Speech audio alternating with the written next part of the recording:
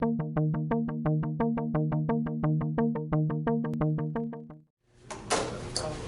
everybody, my name is Nitin. I'm going to talk a little bit about iOS Keychain, some improvements on the Keychain itself, and how, as a pen tester or a security researcher, it would be useful for you to know some internals of the Keychain. I'm a senior security consultant with NCC Group, just got promoted, so yay. I work a lot on mobile security stuff. I specialize in iOS. I think I specialize in iOS, but there's a lot of work to do. I love to understand all the operating system internals. My current research includes like working around OS X, iOS a lot, but I do work on Windows and Linux as well when time comes in. I'm author of Keychain editor tool that I will be showcasing you in a little bit, as well as Keychain editor UI, which is a GUI app. And this is my first time speaking at the conference, so thanks. Thank you. So the basic outline is very simple. So a little bit introduction about iOS Keychain, why am I doing this talk, evolution of iOS Keychain since its inception up to iOS 9, and then something interesting has changed from iOS 8, and that is the access control object. We'll be looking at it, and then finally showcasing both the tools. So, a system keychain is basically a secure storage within the iOS operating system. You can think of it as a password management tool where you could store all your secrets, certificates, and anything on iDevice. I think it has a cap of 4 MB, but having said that, a lot of secrets will be stored in the iOS keychain, and it should be stored in there. It's a single keychain for all the apps. However, we'll talk a bit about access groups, and that is how the isolation happens. And each app is only able to access its own item, or if it's like a development access group, then you'll have a set of applications from the same developer team, same house, able to access that item. It's maintained as a SQLite database, and that's basically the path keychain to database. That's over there. And the general classes for a keychain item is a generic password, internet passwords for Safari and stuff, and then certs and keys, which includes anything like including the digital identity. So those are all the attributes for them. Moving along to the important stuff, that is the data protection. And if you have been earlier to David Schutz's talk, it's pretty similar on how all the cryptographic routines work underneath, and all the key bags that allow an item to get encrypted are available when at any point of time. So I'm not going too deep into the keychain, the cryptographic routines, since that has already been taken care of. So what I'm going to focus is just the user layer, or just the surface of the keychain. And it's very analogous to file system protection, where you have like when unlocked, after first unlock, accessible always, which means when unlocked is only that this item is available when the device is unlocked, and after first unlock is when the item is not available. The item is available after first unlock, after reboot. So always is the least protection, and it's never encrypted. So when we think about some considerations, the highest data protection now is available, and this is according to the latest WWDC conference, security in your apps. So when unlocked is the default right now, which is like a little bit contrary to the NS file protection, where in NS file protection it's after first unlock, but for keychain it's when unlocked. But that means that if your app is doing some backgrounding work, you wouldn't be able to use it. So you want after first unlock for backgrounding apps. And the most important thing is that accessible always will be deprecated in iOS 9. But if you still see the iOS 9 API diffs, you see that it changed from a var to a let, a constant. So that means accessible always is still available in iOS 9. So this is just to give some perspective on how an item gets stored inside the secure enclave using the keychain. So the application and security framework are at user space, and your application would use one of the security frameworks APIs like SecItem add to add an item inside the keychain. The security framework runs a daemon as well. That daemon takes care about talking with the kernel on adding the item. However, if you see that key store prior to iPhone 5 or previous devices, they did not have secure enclave. Secure enclave was introduced in iPhone 5s, and the key store was still in the kernel. So that means that all the cryptographic keys that are useful for the keychain items are at the kernel level and very much accessible. It's only from 5s you see that the key store is saved in the secure enclave. And if you have been to David's talk, he basically talks a little bit about secure enclave and how secure it is at present. So you could use either your Touch ID or device passcode to further access one of those items, and we'll talk a little bit more about how that goes about. So, like I said, using the keychain, the available APIs are, it's very small set of APIs when compared to BSides, and there are only like 4. Add, update, copy matching is basically like extracting the keys out of the keychain, and then there is a delete. However, in order to get some more useful features, there are undocumented C functions like get protection and get constraints. So as a security researcher or a pen tester, you would want to know like what kind of protection this item is having and if you want to flag it or not. So these are the functions that will let you know. So these are some important attributes as far as the keychain is concerned. Account name is anything that your app tries to store, so you can think of it as like a component inside your application or just username, stuff like that. So account names can be many for a single application. Service name is basically like an analogous to an app itself. You can have more service names as well, but the account name is like within the service name. And then access group, that is what I was talking about earlier. Access group defines the boundary for each keychain item. So if you do not want to share an item with any other apps, then the access group will be only for your particular option for your application. But but if you have more than one application, you could use this access group to give that item to more number of apps, but it still needs to come from the same development team. It needs to be signed from the same developer. And protections, that is what we are interested. So the accessibility, which I talked earlier, those are always worth looking at.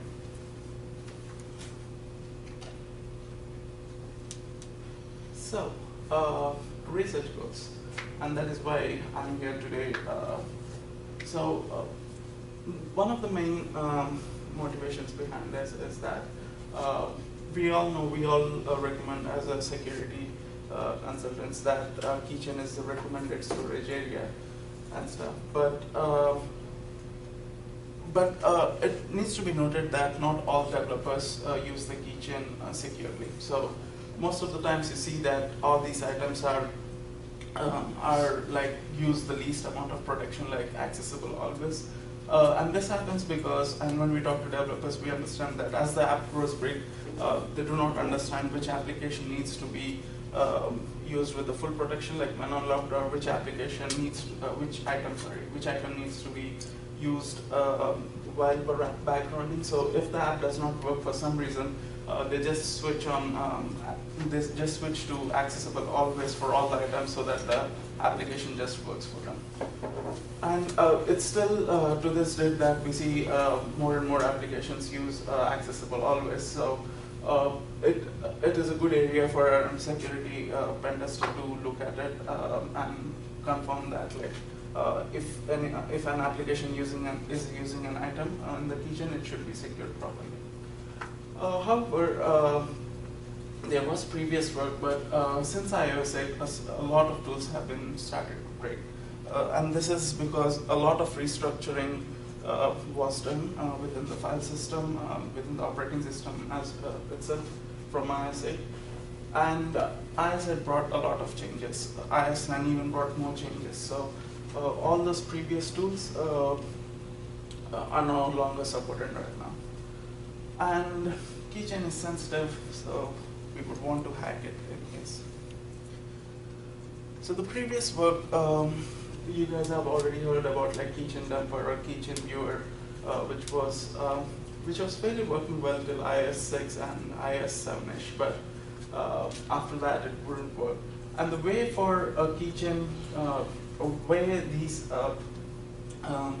these tools would work, or my tool would work, is only on a jailbroken device, because a jailbroken device would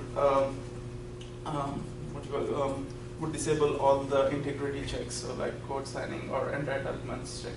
So I can now have an application with an entitlement as star. So this is what I mean. So like I said earlier, Keychain access group would define like what applications would an item have access to. But if you just give a wildcard entry, that means your application will have access to all the items inside the keychain. Now this works because there is a daemon called amfd which runs, and most of the jailbreakers, in order for them to run their untrusted code, they disable amfd. That's the first thing that they do when they jailbreak. So amfd is the Apple mobile file integrity daemon. And that daemon is responsible to validate this entitlement flag with that of the Apple key. And since that amfd no longer works properly, now we could have an entitlement flag with anything, and we would like to have a star, which means that we can have access to all the items and we could dump it. So the main motivation behind doing research on Keychain and then writing tools is that, like I said, existing tools do not work on your iOS versions. I'm pretty sure iOS 8 and iOS 9, those tools would not work. And we'll talk a bit about the evolution of the keychain itself, and we'll see that iOS 8 has a lot of changes, and there is no support, absolutely no support. And one of the things that if you manage to run the previous tools, you will see that instead of these long actor accessible one log, you'll see those short forms, AK, CK, DK, which are basically the same thing as these, but those are the internal representations of that. And those tools would just display AK, CK, DK, which gives a lot of problem when we want to look at it. And the dump would be really huge if you are dealing with a lot of applications. The dump would be really big, because Apple itself stores a lot of items in its keychain, and on top of that, there are many applications on the phone. So there's no way to search through all that list. Sure, you could do grep, but it would be nice to have something inbuilt inside the tool itself. And then editing and deleting the keychain on the fly as well. Most of the times what happens is that you test a particular application, but then you want to edit or delete it. Sure, you could delete the application, but deleting the application does not ensure that the item is deleted. So you'll have all the settings in the keychain as is. But you want to delete those items, so now you could use the keychain editor tool to either delete the item, or if you want to edit it on the fly and see if the application behaves differently, you could just edit it. So let's talk about evolution of iOS keychain. So one of the important things that was introduced in iOS 8 is the multi-factor authentication. So up until now, we know that all the items, so when you use like one unlocked item is only accessible when the device is unlocked. That means that you enter your passcode, your device is unlocked now.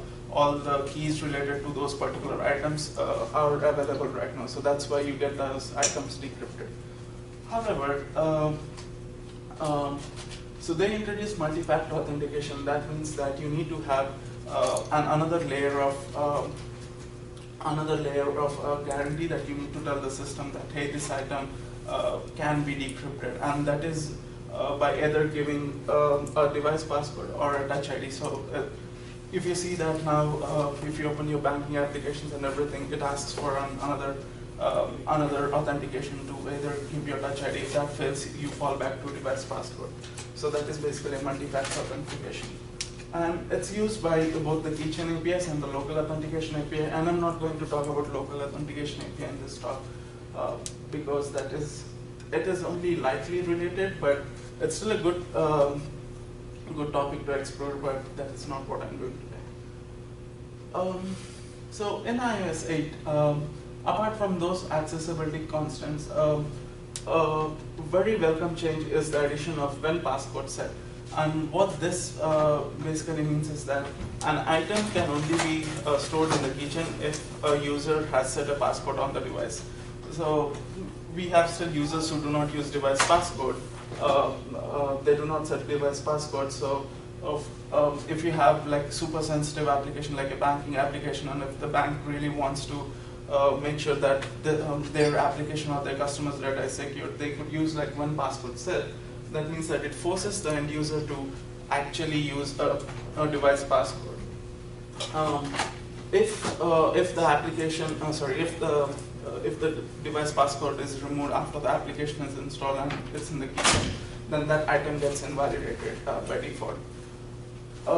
So that's the new accessibility constant. And then there is this new attribute called access control. And access control is basically what the multi-factor authentication is. So it gives more fine-grained control over each item, like when an item can be decrypted. So the item is no longer decrypted as soon as a device is unlocked. You need to give secondary authentication to it. And for iOS, there was only one policy that was available at that time. That's the user presence. So user presence is basically, that means that either device passcode or touch ID is needed to further decrypt that keychain item. However, in iOS 9, more policies were added. So in addition to user presence, you now have touch ID any or touch ID current set.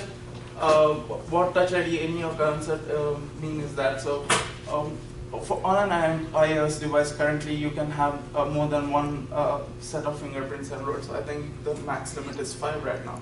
So if you have touch ID any, that means that you could enroll or de-enroll the fingerprints, and it's still a valid set. But if you use touch ID current set, so let's say you have 3 fingerprints enrolled at the time of the application installation, and if there is a 4th fingerprint enrolled after the application is installed, then that item gets invalidated because the current set is not matching with the previous set.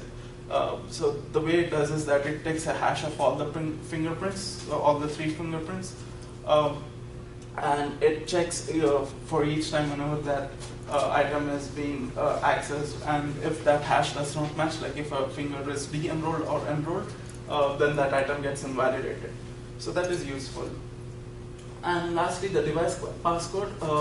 So that means that if the device is not supporting Touch ID, then you could just default it to device passcode.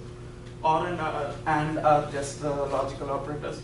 And then 2 important additions are also the private key usage and application password.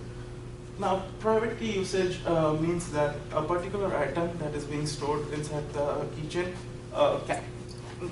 will be used to basically sign any data. So you want to have some signed data between the device and the server, between the application and the server. You could specify that an item, that data, can be used as a sign-in key, and you specify that by saying that private key usage. Application password means that in order for that item to be decrypted, it's not just your device passcode or Touch ID. It also requires another password that comes from your application. So that means that in order for an item to decrypt, you need to have 2 passwords One comes from the application. That could be like hardcoded within the application, or like it could fetch from the server on the fly, and then your device passcode or Touch ID.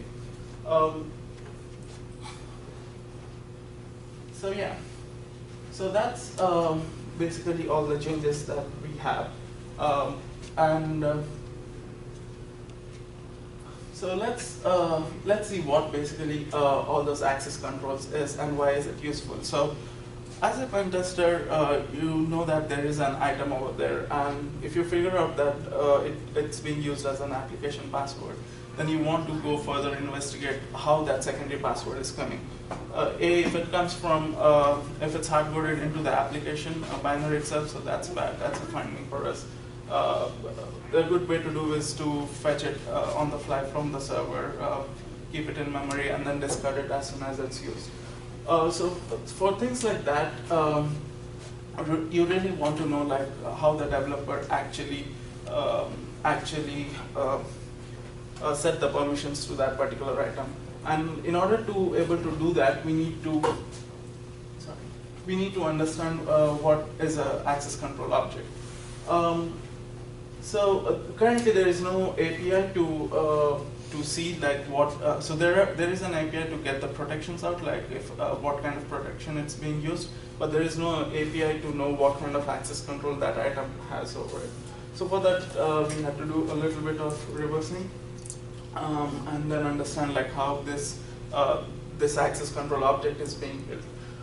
So if you see over here, this is a simple query to add an item. So SecItem add takes in a query. The query is a dictionary with class set to generic password, account name, service name. And if you see over there, that's the access control with ACL. ACL is a constant over on the top, which is a written value of SecAccessControl create with flags. So create with flags takes two operations. One is the protection, the accessibility constant. It is set to when unlocked, and the next is actually the constraint or the policies that we seen earlier. That's the user presence over here. So when all these gets into it gets baked into the query, and then it's being added into the keychain. So let's see what steps are being taken when this dictionary is being built.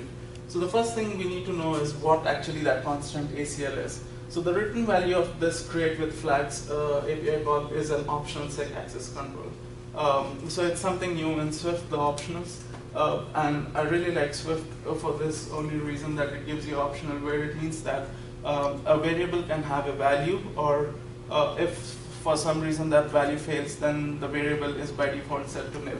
And if you see that if let is like a unwrapping of that optional. So the code path is only followed if there is a value in the ACL. If there is not a value, then you could just go into the else block and then print out the error.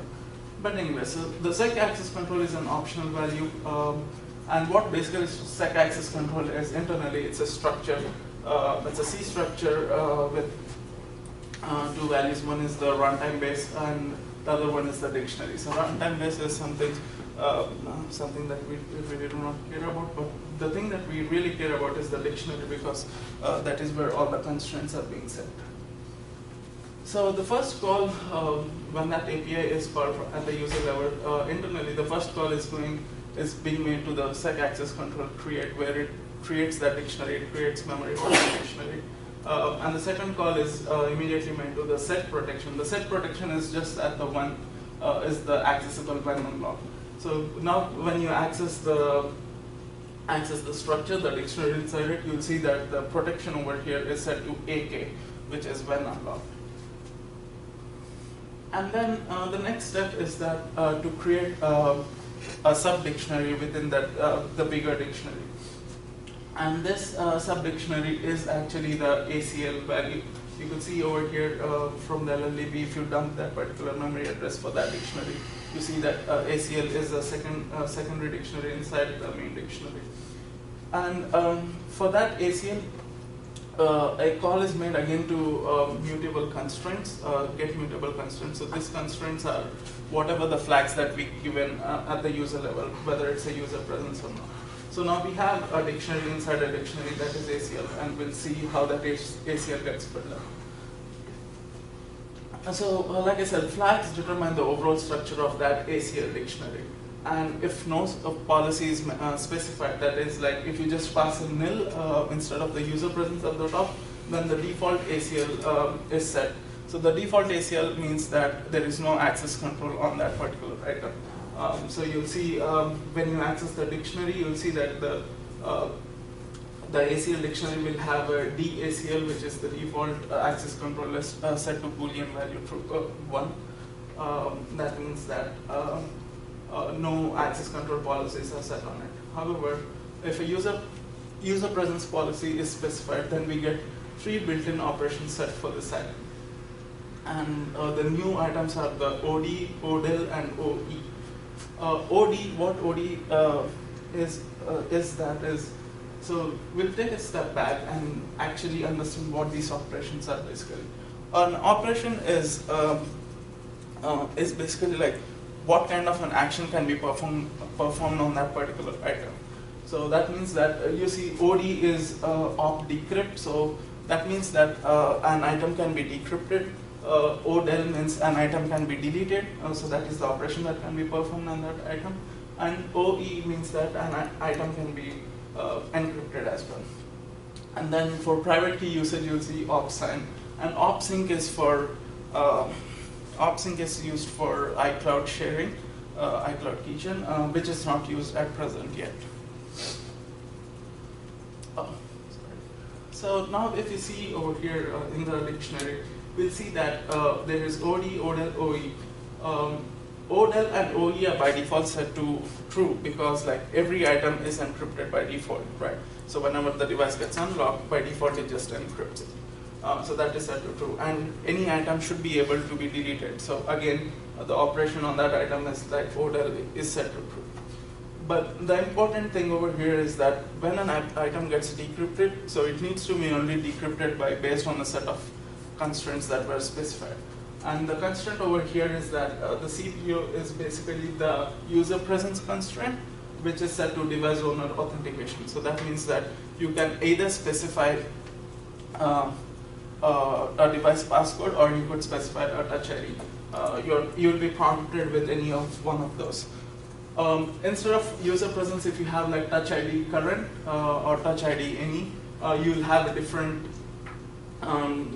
set of constraint mentioned over here in order to decrypt that item. And similarly, you'll see for private key usage as well. So that means that there is a mapping between these operations and the constraints that are being set. And that mapping is basically like when you mention like an item, when you give an access ACL to an item as like a user presence, device passcode, touch ID, and your touch ID current set, by default you'll have these 3 operations on a particular item. These 3 operations are set on that item. So that means that as a security researcher, if you see these 3 items, you would be sure that this item is not being used for a private key usage, but it is being used for one of those 4 above mentioned things. And going further, if we go further, the dictionary will know for sure that which of the constraint that is being set on that device. So if it's a CPU, then you know that it's a user presence. So as a pen tester, you will know that yes, we have user presence set as an ACL for this one. Luckily for me, I was going through some documentations, and luckily there were some undocumented APIs for me, so which from Swift you could just call them, but you need to do some sort of casting. And if you do like SecAccessControl get constraints, and then you cast ACL to a SecAccessControl object, take the unretained value, and then again cast it as a dictionary, then you'll the constraint over there, the variable, you'll have a dictionary like this. So now I could use the Swift dictionary to manipulate this dictionary and access, I could do the key value thing. Just step back to understand what this line is over here. Is that ACL by default comes in as a SecAccessControl reference, so it's still an object in itself. But the exclamation mark over there says that there is a value in ACL. So since it's SecAccessControl gets constraints as a C function, we cannot pass nil to it, and for that reason we need to tell Swift that there is a value in it. You can go call the C function. And take unwritten value is something to do with the arc, the memory management stuff. So what this means is that so the object, the ACL object, is being accessed over here. But once this operation completes, then the pointer. So this is how the memory management works, right? So you have, if you have a number of pointers, then you have a count for it. So if you have like 5 pointers, you'll have a 5 count to it. And once you go through the free function, then those count get decreased to 0. Once it gets to 0, then that memory allocation is freed forever. So what take unwritten value does is that even though there is a pointer removed to it, it does not decrease the count of that object. This is important because when this function, it's written inside a function list, and so when that function exists, Swift automatically dereferences that particular ACL object. So if I need to tell, if I depend on Swift to take care of freeing that object, I need to do and take unwritten value. If I want to free an object myself, then I just do take written value, which automatically frees the object over here. And finally, I cast it as a Swift dictionary so that I will be able to poke it by just doing like a key value thing.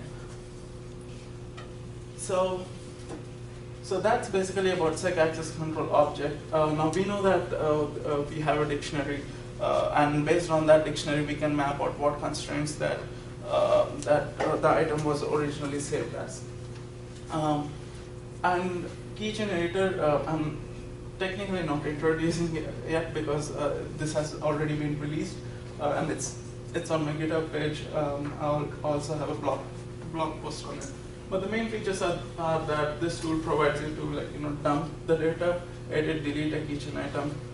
It supports very well iOS 8 and above, and it integrates with IDB. So IDB is a tool, if you guys not already know of it, it's a static analysis tool written by my colleague for basically doing iOS pen testing. So the usage is that you have a detailed health guide to use. And I'll just show a quick demo later on. But some important functions are over here is that the action will either take like min dump, edit, delete. So minimum dump, so when I used to do pen testing, most of the times I do not know the account name or the service name of a particular item that I was looking for. So in order for that, I need to dump the whole keychain. But if I dump the whole keychain, it's basically like this with a lot of stuff, and I need to go through each one of them. But instead of that, what I did is that I just display the account and service name, so that's like a mini dump. And this will be a short list, and you could quickly go through what application you want to look at it, and you'll get the full reverse naming of it. So something like com.apple.facetime. So if you're looking at some application, you'll have com.companyname.application name. So that's min dump. And the other feature that I was talking about is the search functionality within the dump. So search is basically a contains operator on account name, service name, access group, and accessibility constants. So that means that you can specify action as dump, and then you say let's say you only want to find a list of when unlocked items. And you just do find when unlocked items, and you'll only get items that use when unlocked as an accessibility constant. So here only just three items. So likewise, you could just search for account name or service name, and you'll just get a short list of that are no need for everything.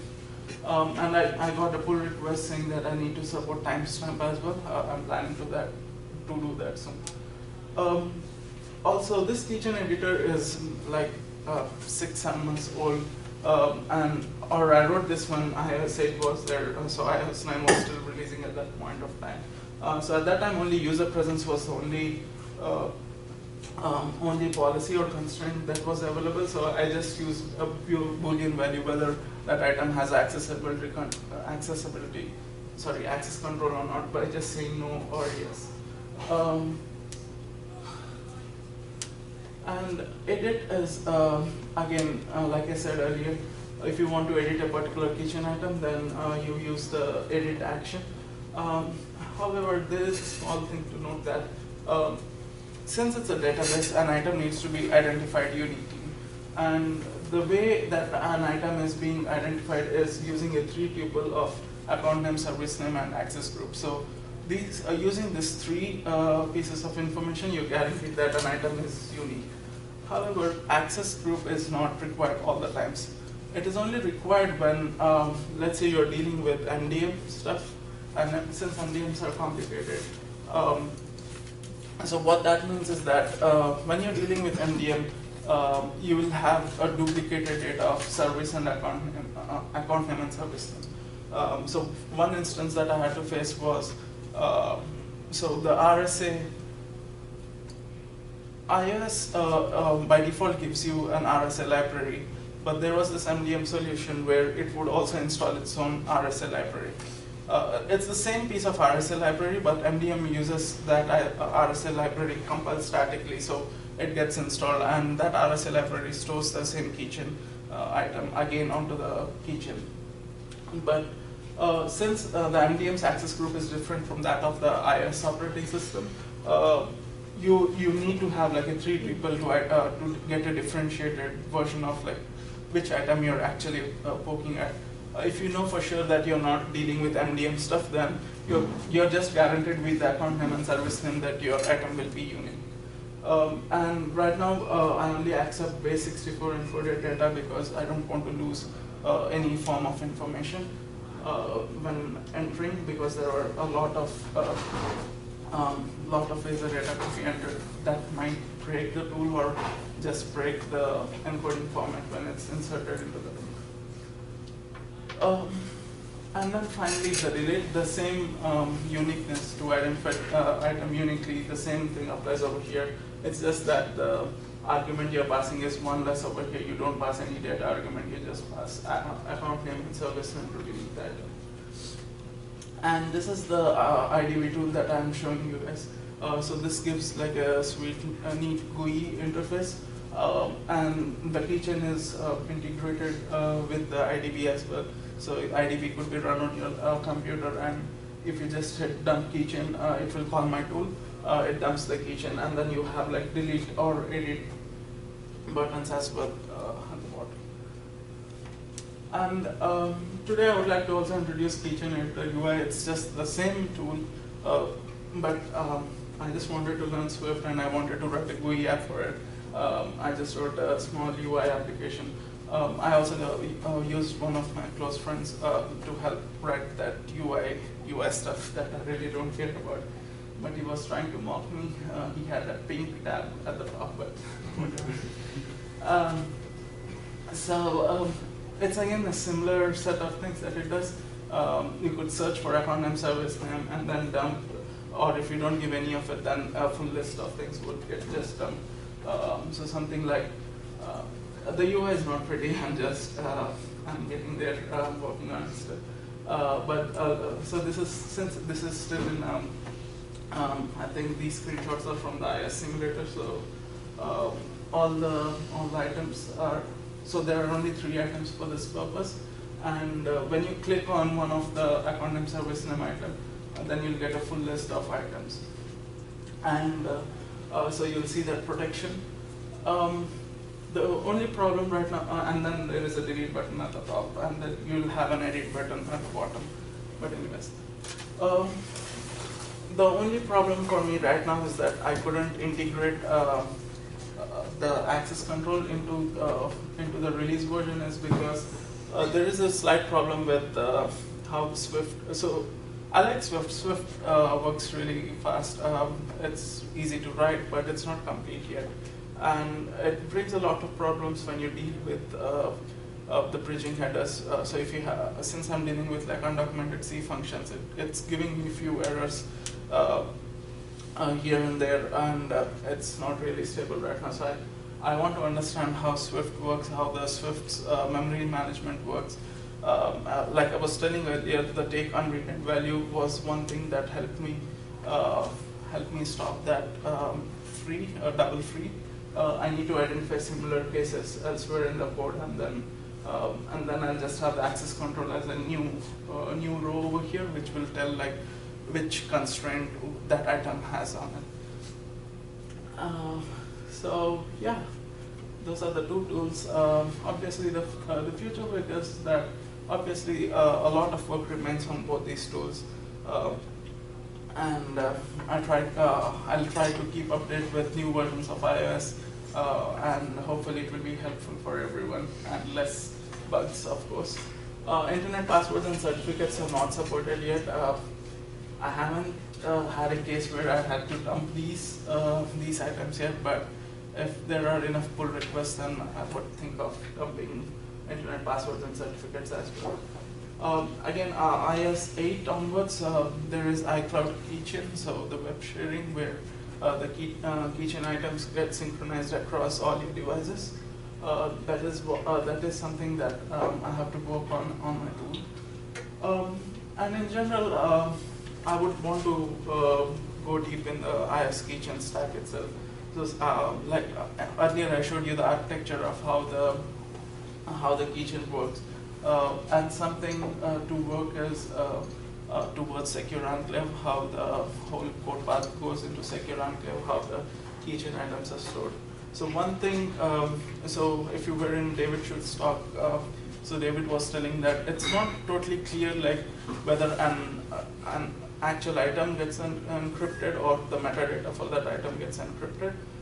From my experience, I think it's the metadata that gets encrypted because this is only for keychain itself. So remember that I said that when passcode set, during when passcode set, if you use that particular accessibility constant and if you remove the device passcode later after the application installed, then that item gets invalidated by default. It gets deleted. That's what document says. But in practice, if you still, so if you dump that item, the item would not show. Fine. But if you use the command line tool and if you try to delete that item, then the item gets deleted. That is the point when that item gets deleted. So when I dug a little bit, I understood that since a lot of properties are added to for HFS plus file system, that is what Apple uses, there is a new attribute, not so new attribute, it's been there for a while. The attribute basically specifies that whether an item is accessible to the user or not. So when the key gets thrown away, then that particular item is set to unavailable. So you're never presented with that item, but it's still there in that memory. It's still there in the memory, and when I force it to delete it, then that particular item gets deleted. That is when it gets deleted. So interesting stuff like this. So I want to dig deeper into it. If you're interested, ping me. And if you ever use the tool, and if you encounter issues, please file issues on GitHub. And happy pen testing.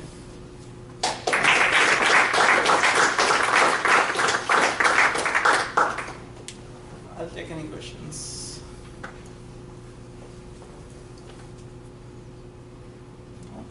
Have you done any work on iCloud Keychain? Well, are you saying for the tool or in general? Just in general. So, does it just sync the file? Does the SQLite database? It does. It does sync the file across all your devices. The only exception is that if you see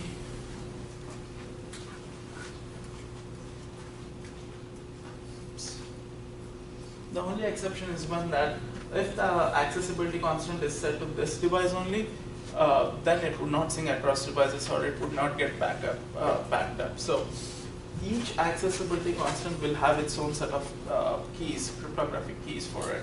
And this device only, the key is only stored within that device. So for some reason, if the key is lost, then that item is lost forever. Got it. So yeah. Anything else? All right. Thank you guys. Thanks for attending.